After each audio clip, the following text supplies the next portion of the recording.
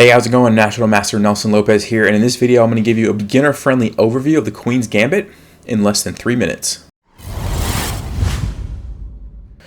So the Queen's Gambit starts after d4, d5, and then you play c4.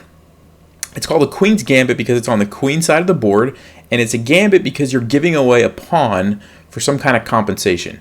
And the reason that you would do that is because if black captures it, he's given up control of this e4 square, so you can play e4 really at any time you like now and gain nice control of the center. So that's what you're gaining in place of giving up the pawn.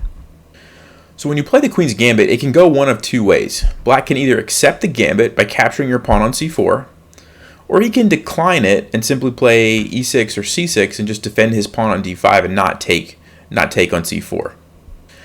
So if black decides to decline the gambit and plays like e6, you can simply play knight c3, putting pressure on this d5 square, and after like knight f6, bishop g5, bishop e7, e3, castles, and knight f3. This is a very common example of what the Queen's Gambit decline might look like.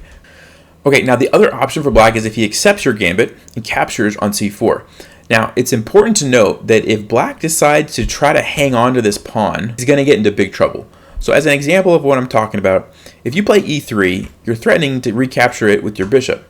Now, if black says, I'm going to keep my extra pawn and I'm going to play b5 to defend it, he's going to get into a very bad position very soon. And here's what you can do. You play a4, threatening to simply take his pawn and then take it. And if he captures, you simply capture on c4, and this guy's going to be captured next, and it's a bad position for black. So he has two things that he could try to do. He could play a6 or c6 to try to defend this pawn, but they're both bad for him. So if he plays a6, you simply capture, and after he captures, rook is open, and you simply capture his rook for free. So that's terrible for black.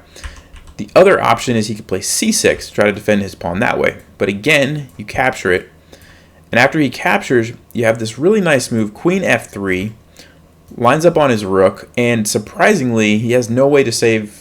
He could save his rook, but he has to lose something else in the process. So he can either block with his knight, but then you just capture it. Block with his bishop, you just capture it also. If he blocks with the queen, again, you just capture it. So he really has no way to avoid losing a piece. So that's a little trap, little opening trap there, that black can get into some serious trouble if he tries to hold on to that c4 pawn.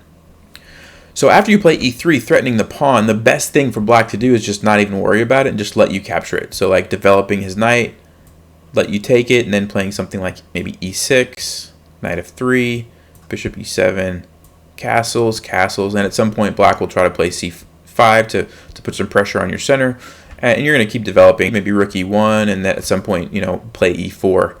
There you have it, very basic, high-level overview of the Queen's Gambit. There's two main lines that we looked at, Queen's Gambit accepted and the Queen's Gambit declined. Hope that was helpful. Thanks for watching, and as always, take care.